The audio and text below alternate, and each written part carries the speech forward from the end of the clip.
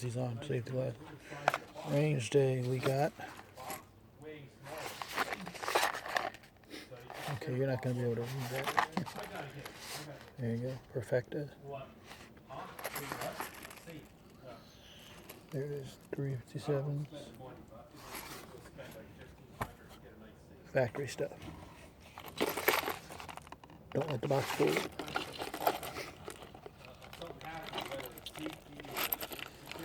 There's here. Some pretty hot 357s and loads. This is one of the full load waxers that I made. Another one. And this one here. 38 special cartridge. 25 grain bullet. 7.5 grains of Hodgdon HP 38.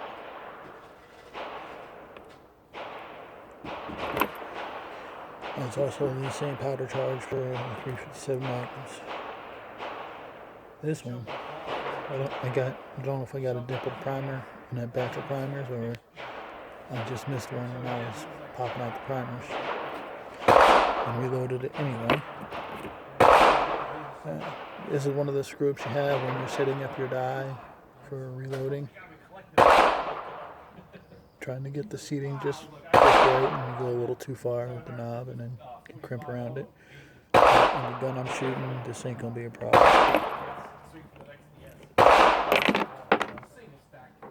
This here, it's a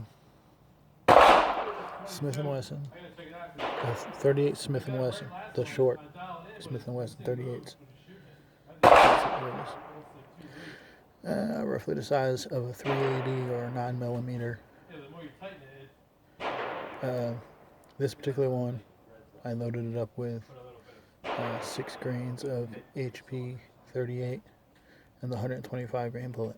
No, I'm not going to shoot it out of my old Model 10. I'm going to shoot it out of my Ruger SP 101 just to see what happens. That'll come in a little bit. But what I want to start with are maybe this one is just a wad cutter, 6 grains of powder, same bullet, just turned it around. Okay, we'll get to this one here in a second. That one might stick a little bit. And this is another one. We're going to get to the waxers in just a little bit. We'll do a set of,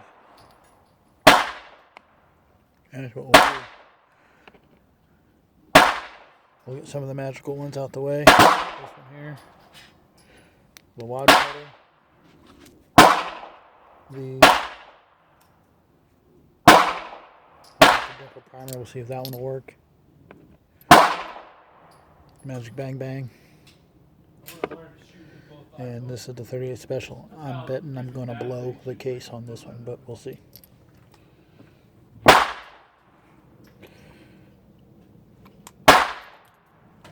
Ruger SP 101 shot revolver. If I can get this thing to chamber. There we go. I have to bang it out. The case mouth is a little wider on the Smith & Wesson 38s. Yeah, it's a little bit wider on the case mouth, but it's 101. Got to give it a little nudge. So that's a semi-jacketed wad cutter. Flipped it around. Well, it's a semi-jacketed flat. Now let's get the full metal jacket on that side. The lead is on the inside.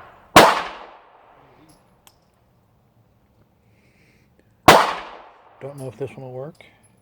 And this one is probably not going to kick at all. The one that's I'm going to index it so the one with the seemingly bogus primer will be up first. 30 feet.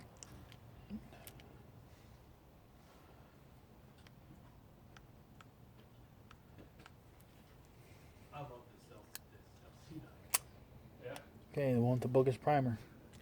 And that's also a full house load in there, so who knows? We'll see.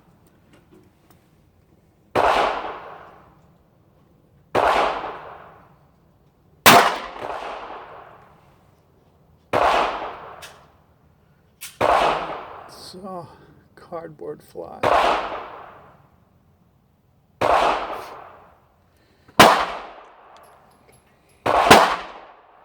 Yeah, that was the bogus primer. Wasn't so bogus after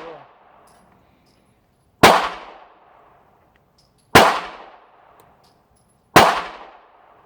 We'll bang the case out in a minute.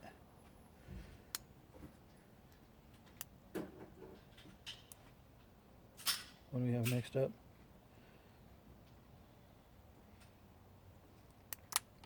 Next up is the wad cutter, the one I flipped around. So like 6.5 grains to 7 grains. HP 38.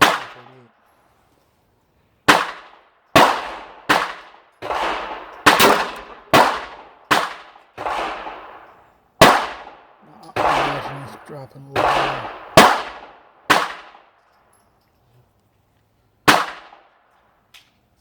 Next up is the Smith & Wesson.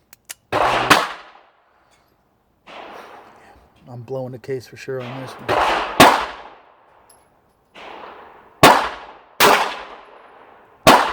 That felt like a serious 357 Magnum.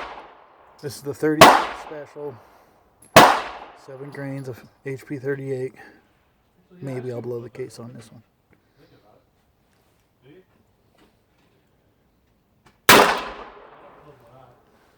Nah, 30 feet we're hitting about chest high.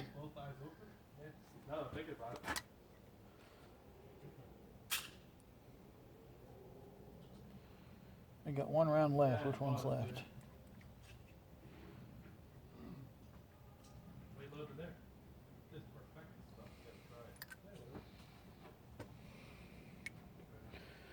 Oh, so this one is the wad cutter that I flipped around. Who else was going to fall out?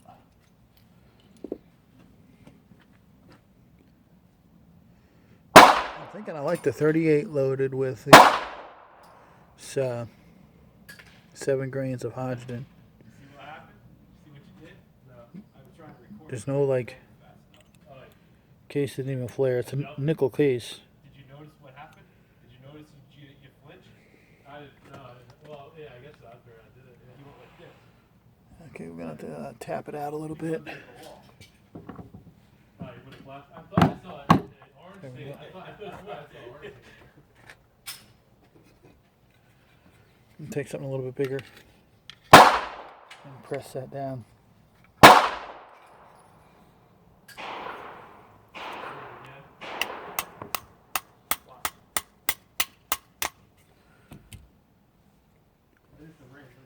And of course it bites me.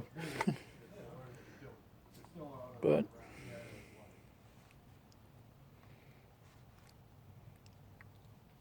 I have a feeling that one's going to be a problem child. So what we're going to do is get into my... Oh, I got some here. Got my punch. I'll punch it out.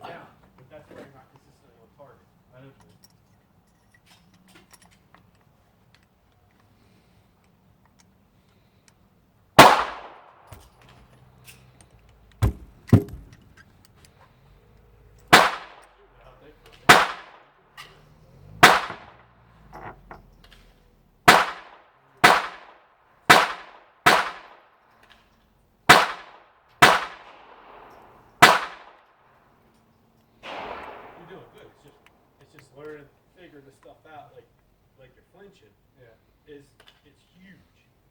I mean, that you figure that's at this distance, go twice the distance.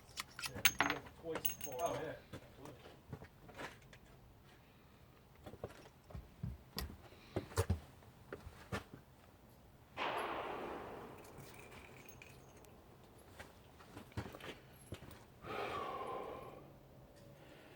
That one got stuck because I don't know.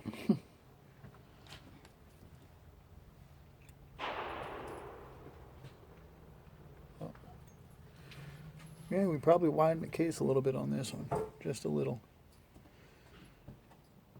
I'll put that one over here.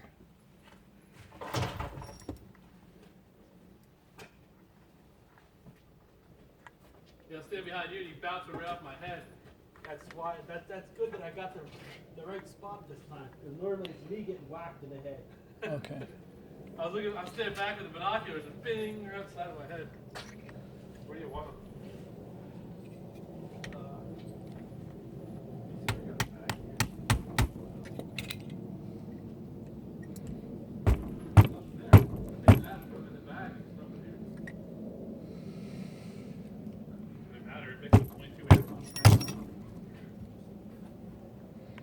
Yeah, that case does not want to come out.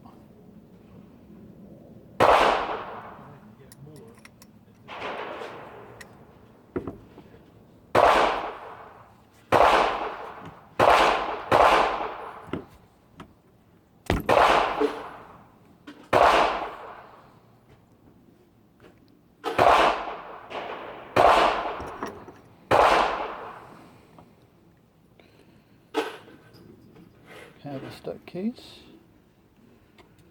What we use for a stuck case, I'll show you what we use for a stuck case. Stuck case on sticker is this here.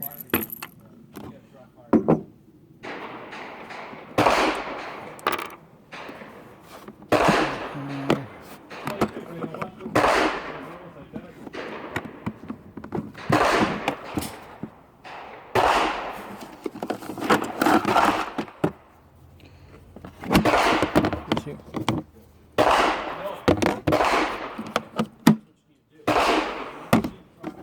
What's that?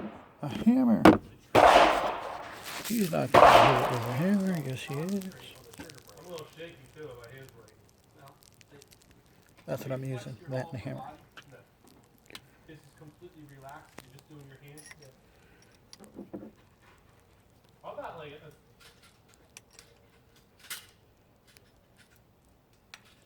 It doesn't like scare me or anything. I mean, it's not like I'm afraid of it. It's not like your body's reaction to it. Yeah. But you got brain.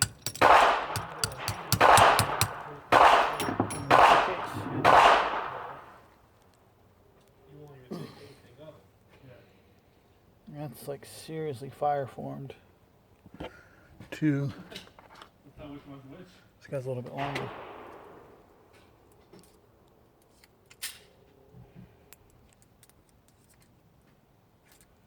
That's kind of why I wanted the other one. The 22. You know what I mean?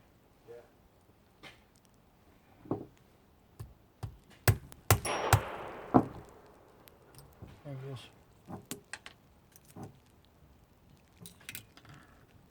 Here's what happened to this case. It's already slightly at the case mouth a little bit wider than the regular 38 or 357. I don't know if you can see down in there.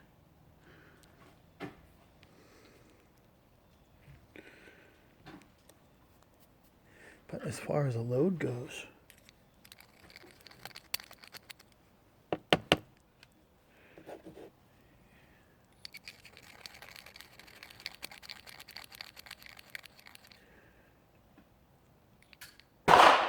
again. You gotta dry fire that thing down. these were already twice fired brass anyway, but I'm gonna reload it again. I don't care. But it did really well. I wouldn't put that load on Model 10 though. Don't know if it could handle it.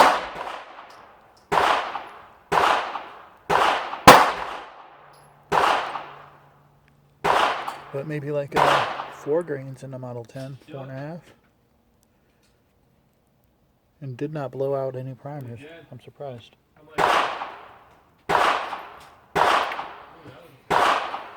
Okay. I'm going to get into, this is the one that we didn't fire off. Put that in. A couple of waxers. Some of these are full house loaded waxers. And others are just a primer. I can see which one it is, but I'm not going to remember. I believe this is one of the Full House ones. Yeah, how do I wax it? Just take a little bit of that smelly candle wax. It doesn't have the wick in it. The Scentsy and Glade has one. It's got a light bulb burns underneath it. And melts the wax. I just took a block of that wax and shoved the shell in. Shove in the shell, give it a twist, break it off. If you take a look, I even crimped it. When you pull that trigger back, it should be like this. Yeah, I just pull it, I guess. You can't. That pulls the whole gun. And that's huge. When that trigger pulls, it should be this progressive. Okay.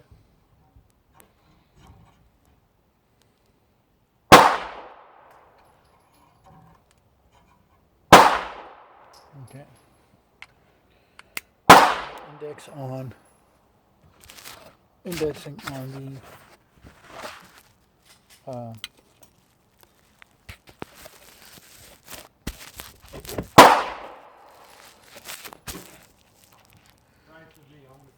the wad cutter.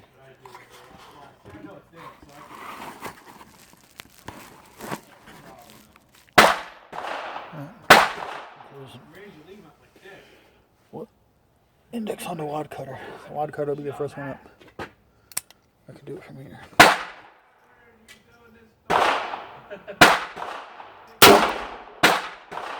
Actually, that hit right where I was aiming for. Chest high. And that was the wad cutter. This is a waxer. I forget if it's the full load or the primer one. Can't really tell them apart. You could shoot $1,000 worth of ammo and still not correct any of your issues.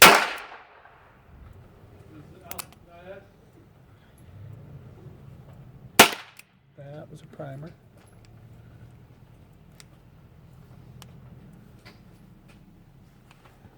So it's up, the safety's on, right?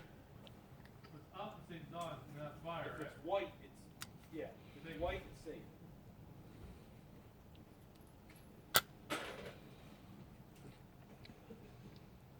You have one in the chamber? No bore obstruction.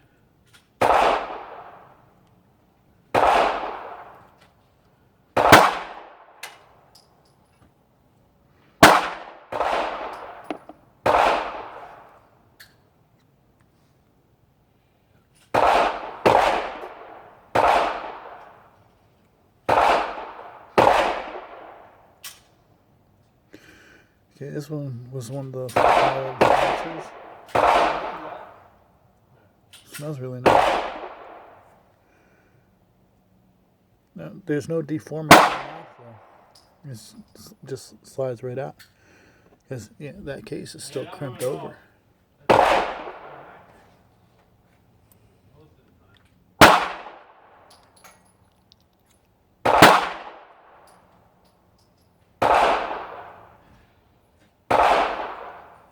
Yeah, I'm like, it feels like every time. You just gotta force it. Don't even pay any attention. To the gun going off. 100% ignore the gun. That you want to put is that target and that Waxer one. Ignore everything else. Ignore everything else around you. You're holding on to the gun. It's not like the gun's gonna fly out of your hand. The gun ain't gonna come out of your hand. So we fired four. Gun going off complete. Focus on target and just think about the trigger and focus on the trigger brake. Yeah. And just 100% just think about it. Progressively come in. And when that trigger breaks, you don't want to know when the trigger's gonna break. If you know when the trigger's I'm gonna thinking break, that was a light primer hit. react to it, which is to completely ignore it, come down, progressively pull. But if you don't do anything else, it's not there.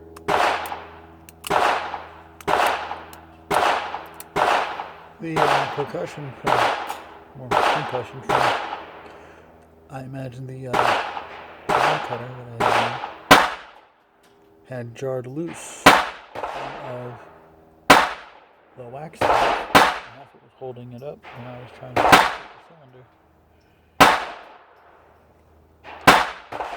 So what we got going on is dirt grease.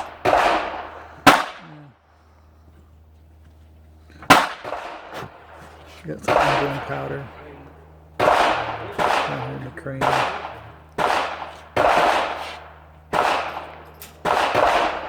I hit it with WD. Last one is a wax load. It's not even going to go all the way out 30 feet, I don't think. There's even spots.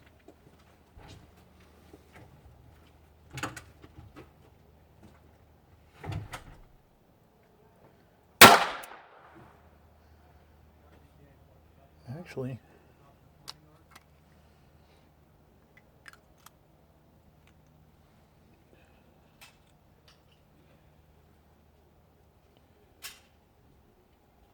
I kind of like the way little residual pieces of wax on the inside.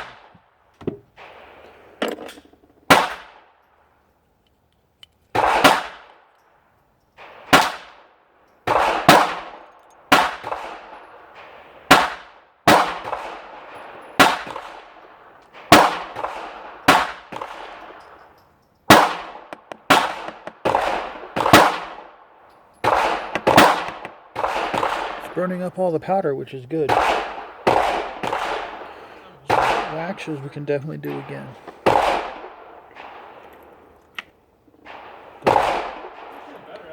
Fully loaded waxes are even better. I don't think they're lethal. Okay, now it's the stuff that's going to sting. Yeah, full load 357 Magnums. Out of Ruger 101 2¼ inch barrel. This is the everyday gun, hip, ankle, usually ankle. These are really hot loads. It's a 125 grain slug. The powder charge I'm using in these is 7.5 grains of HP 38. A little bit over the limit as printed on their bottle for a 357 Magnum. They also, what was that to come out? I think that was a big. Okay, so that's why it's sticking. We got wax on the inside of the cylinder. That one.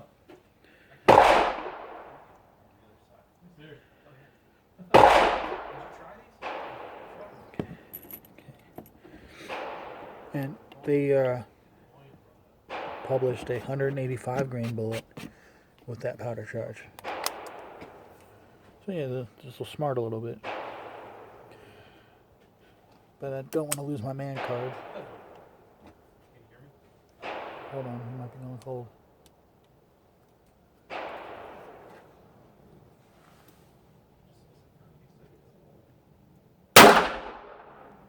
That one wasn't too bad. That one was even heavier.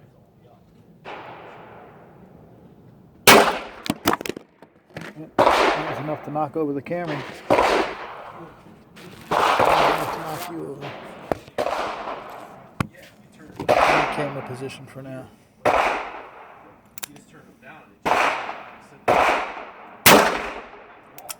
That was 7.5, probably closer to 8. Yep, now we're cooking. Did we get them all? That's 5.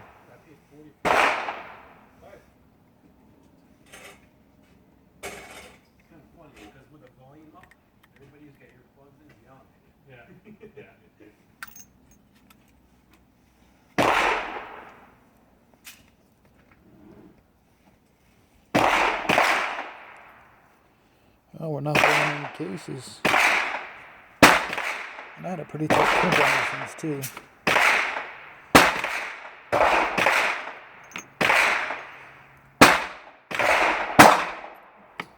I think I I like the 7.5 grains.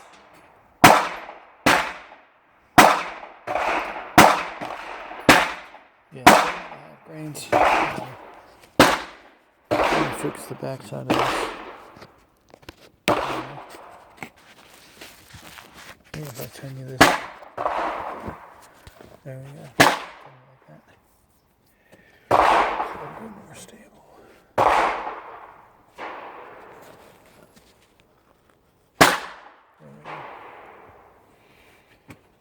Some more of the same.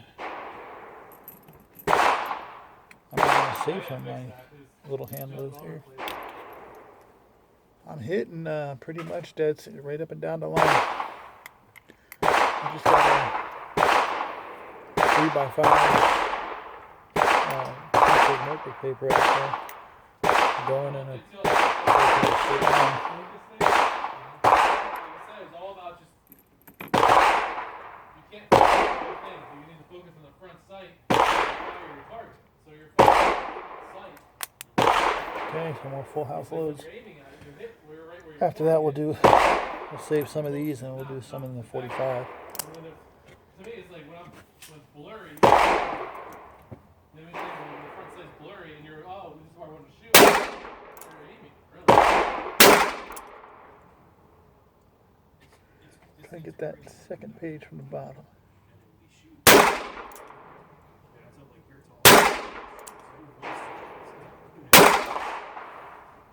Yeah, I'm hitting it.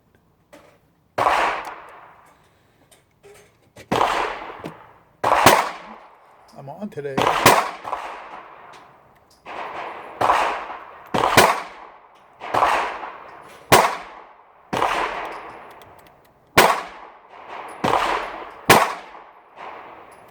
Okay.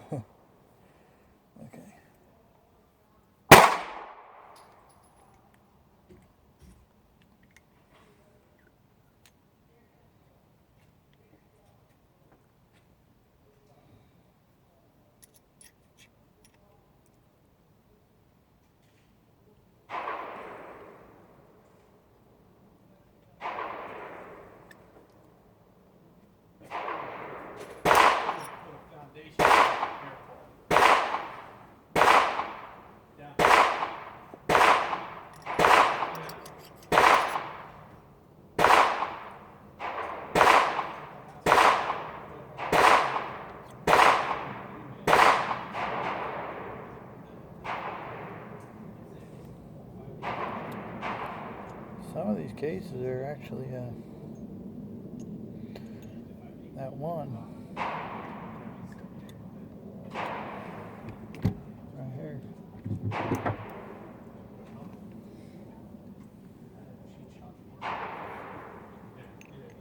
I'm not seeing a bulge. Maybe it was just that cylinder.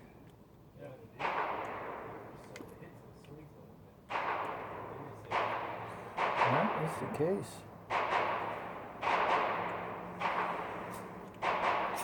That was definitely a case problem. Gotta do the sizing on all of these. The second time that's happened. Okay, what do we got left here? We'll do some of the 45 now. All factory stuff for the 45.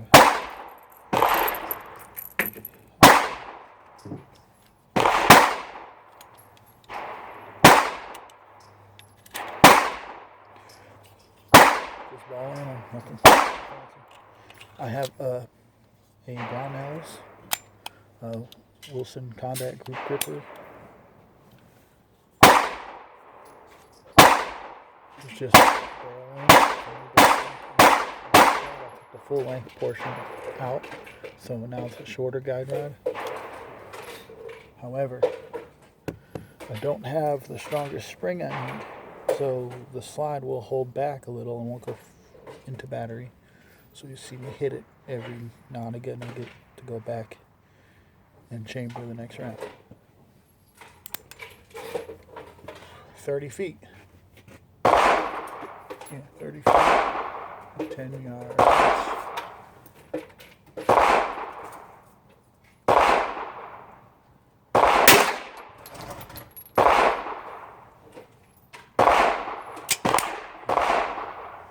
The aim is right on. Not strong enough for the spring to hit the bottom one.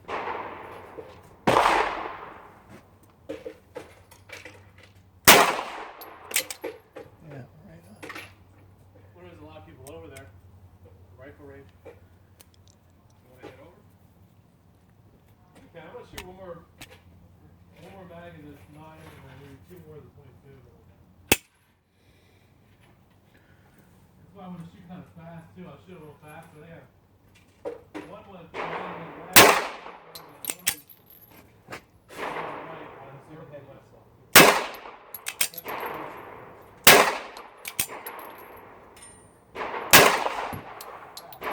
Oh, it's 45. It's tearing it up at 30 feet. 230 grain ball one. Likes 30 feet.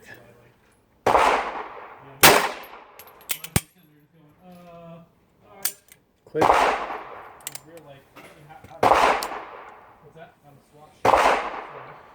Yeah, it is a little bit of a bear too.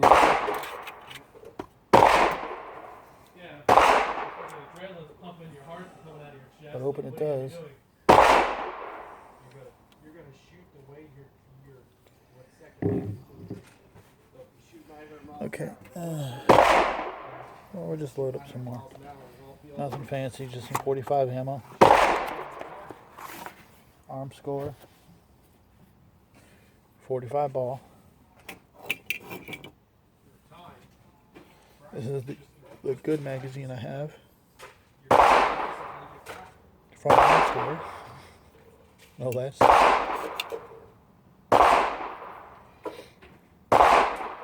Now, if you're just buying magazines for target shooting like I'm doing here, get the cheap ones. This was a $9 magazine. Has a decent spring. The lower the price, the crappier it's going to be. You know, will always be the spring. Be a piece of crap. Got one over here somewhere. It was for $7. Misfeeds all the time. This thing is crappy.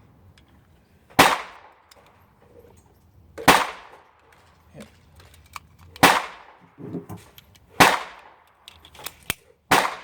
45. Which this is my favorite. Why? The grip. That's the only reason it's the grip.